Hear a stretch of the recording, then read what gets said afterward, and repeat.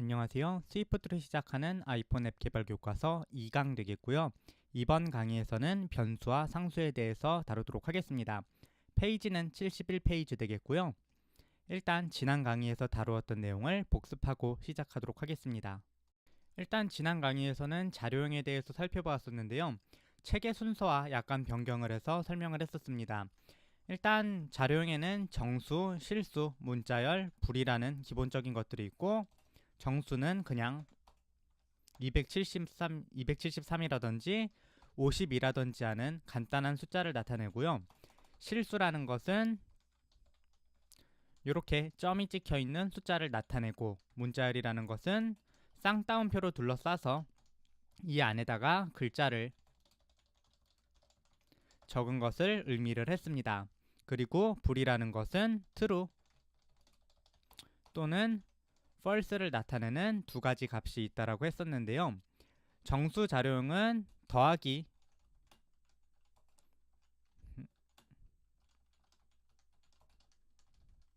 빼기, 곱하기, 나누기가 가능했었고, 추가적으로 퍼센트 기호를 사용하는 나머지 연산자가 있었습니다.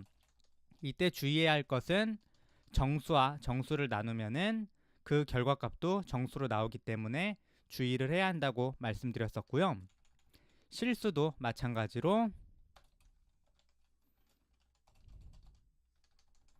더하기, 빼기, 곱하기, 나누기라는 4층 연산자를 사용할 수 있었습니다.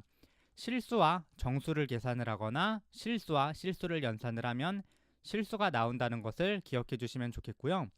문자열 같은 경우에는 문자열 연결 연산자를 사용을 해서 문자열을 연결할 수 있다는 것, 그리고 문자열 내부에 이러한 기호를 사용을 해서 내부에서 값을 계산을 해서 출력할 수 있다는 것도 기억을 해주시면 좋겠습니다. 이어서 불이라는 것은 비교 연산자로 만들게 되고, 예를 들어서 같다,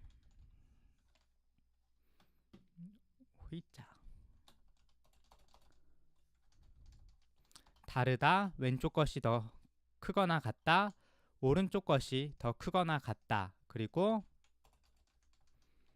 왼쪽 것이 더 크다, 오른쪽 것이 더 크다라는 6가지 비교 연산자가 있다는 것, 그리고 이렇게 만들어진 불끼리는 AND 기호를 2번을 사용을 해서 그리고 연산자를 쓸 수 있다. 그리고 위로 짝대기 기호를 2개 사용을 해서 또는이라는 연산자를 만들 수 있다라고 지난 강의에서 다루었었습니다. 자, 그러면 오늘은 변수와 상수에 대해서 나가보도록 하겠는데요. 변수는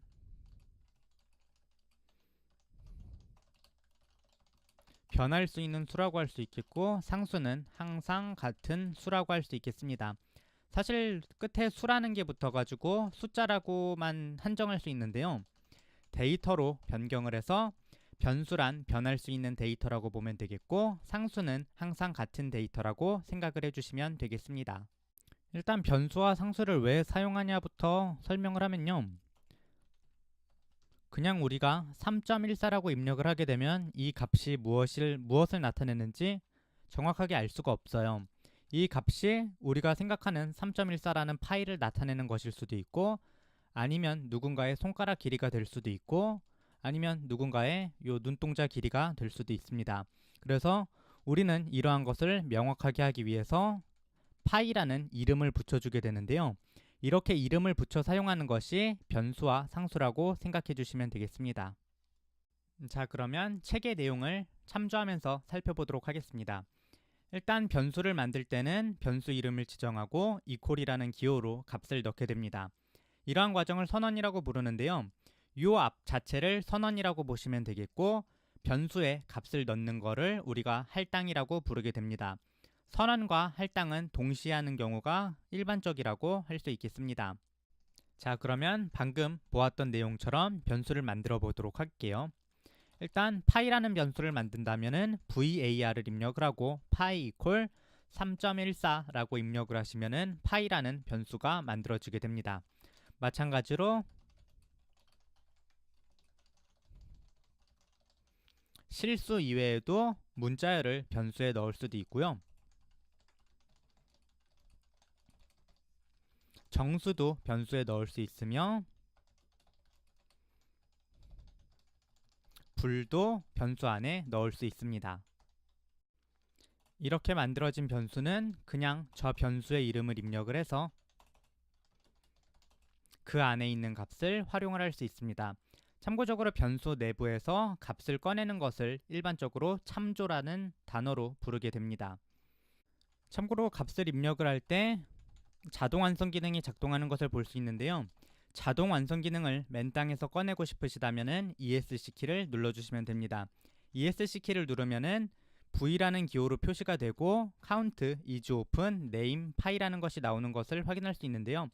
V라는 키워드는 V라는 그림은 변수를 나타내고 이 변수에 어떠한 자료형이 들어있다는 것을 확인할 수 있습니다.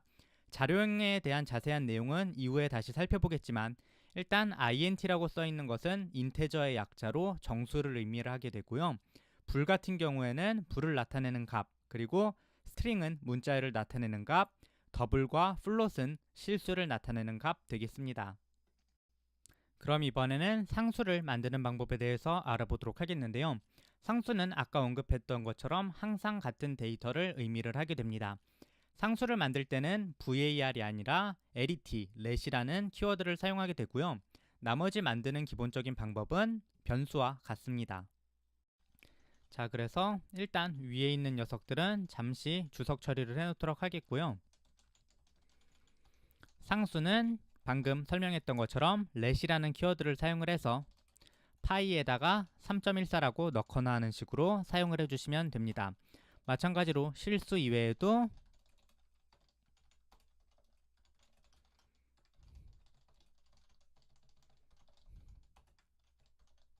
다양한 자료형으로 상수를 선언하실 수 있습니다. 어쨌거나 변수를 만드는 방법과 상수를 만드는 방법을 알아보았는데요. 변수를 언제 사용하고 상수를 언제 사용하는지 알려면 두 가지의 차이를 알아야 합니다. 차이와 관련된 내용은 책을 쭉 읽어보시면 되겠는데요. 이전에 언급했듯이 변수라는 녀석은 변할 수 있는 속성이 있고 상수라는 녀석은 변할 수 있는 속성이 없습니다. 그래서 변수라는 녀석은 컴퓨터에서 내부적으로 뭔가 더 많은 것을 처리하게 돼요. 그래서 자원 효율성이 떨어진다고 보시면 되겠고요.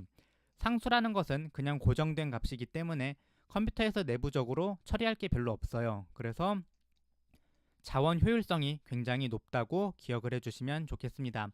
참고적으로 내부적으로는 컴파일 시점에 교체가 된다 등등의 그런 설명이 있겠지만 굉장히 복잡함으로 그냥 변수는 뭔가 자원 효율성이 떨어지고 상수는 자원 효율성이 좋다라고 기억을 해주시면 좋겠습니다. 사실 이렇게 말을 해도 언제 어떤 거를 사용해야 하는지는 굉장히 구분하기 힘든데요.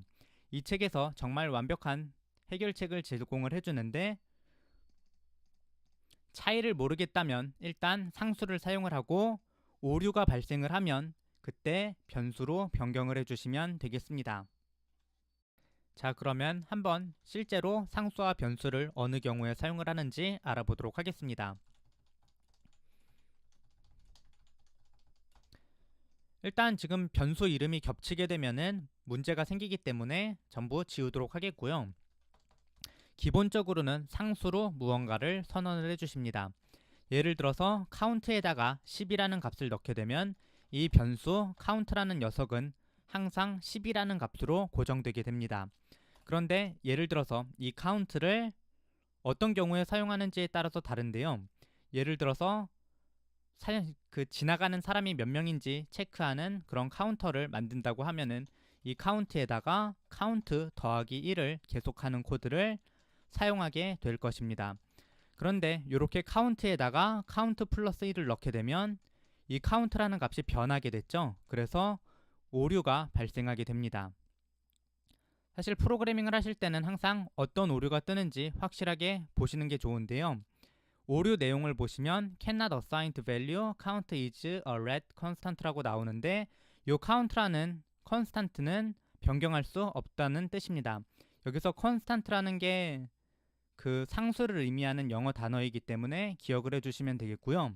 let으로 선언된 constant이기 때문에 변경할 수 없다라고 나오므로 이럴 때 VAR로 교체를 해주시면 되겠습니다. VAR로 교체를 하게 되면은 카운트가 정상적으로 플러스 1씩 되면서 10, 11, 12, 13으로 올라가는 내용을 확인할 수 있습니다. 어쨌거나 변수와 상수는 값을 저장을 할 때 사용을 하고, 변수와 상수를 사용하는 기준은 값을 변하게 할 때는 변수를 쓴다, 그 값을 변하게 하지 않을 때는 상수라고 쓴다는 것만 기억을 해주시면 좋겠습니다. 실제로 언제 이를 활용하는지는 이후에 애플리케이션을 만들어 보면서 알아보도록 하겠습니다. 74페이지에 있는 상수와 변수의 오류 같은 내용은 꼭 확인을 해주시면 좋겠고요. 75페이지 아래에 있는 이름 붙이는 방법에 대해서 추가적으로 살펴보고 오늘 강의는 마치도록 하겠습니다. 일단 예약어는 사용할 수 없다고 되어 있는데요. 우리가 방금 살펴보았던 것 중에 VAR이라는 키워드와 let이라는 키워드는 입력했을 때 뭔가 색이 변경이 되었어요. 이런 녀석들은 예약어 또는 키워드라고 부르게 되고요. 이런 녀석들은 변수 이름으로 사용할 수 없게 됩니다. 마찬가지로 상수 이름으로도 사용할 수 없습니다. 추가적으로 방금 값을 입력을 할 때 is open이라는 변수 이름을 사용을 했었는데요. 여기서 보시게 되면은 is 하고 o라는 것을 대문자로 붙여서 사용을 했습니다. 컴퓨터에서, 그러니까 스위프트라는 프로그래밍 언어에서 띄어쓰기를 써버리면은 이 녀석은 무조건적으로 별개의 단어로 인식을 하게 되거든요. 그래서 이 녀석을 하나의 변수 이름으로 사용하기 위해선 붙여야 되는데, 이렇게 돼 있으면은 한 번에 읽었을 때 이 녀석이 어떻게 구성된 녀석인지 파악하기가 힘들거든요. 그래서 띄어쓰기로 구분되어 있는 녀석의 앞 글자를 대문자로 써서 붙여주는 이런 방법을 사용을 해서 변수 또는 상수의 이름을 만들게 됩니다. 예를 들어서 I am a boy라는 단어가 있다면, 그러니까 문장이 있다면, 요거를 컴퓨터로 변수 또는 상수로 만든다면 I에다가 요 A자를 대문자로 만들어서 붙이고, 요 A자를 대문자로 만들어서 붙이고, 그리고 마지막에 있는 B도 대문자로 만들어서 붙여서 이러한 형태로 사용을 해서 단어를 읽기 쉽게 만드는데요. 이러한 것을 캐멀 케이스라고 부르는데, 책에 있는 내용을 쭉 읽어주시면 어떤 내용인지 확실하게 이해할 수 있을 거라고 생각을 합니다. 캐멀 케이스의 대표적인 예는 77페이지에서 추가적으로 설명을 하는데요. 보시면 알 수 있는 것처럼 my name에서 mi에서 두 번째 있는 name의 첫 번째 글자를 대문자로 만들어줬고요. 데이터 넘버에서도 뒤에 있는 n을 대문자로 만들어줬고, 루프 카운트에서도 두 번째 이후에 있는 단어인 c를 대문자로 만들어줬고, 포토 프레임 네임도 마찬가지의 방법으로 두 번째 이후의 단어를 대문자로 만들어 주었습니다.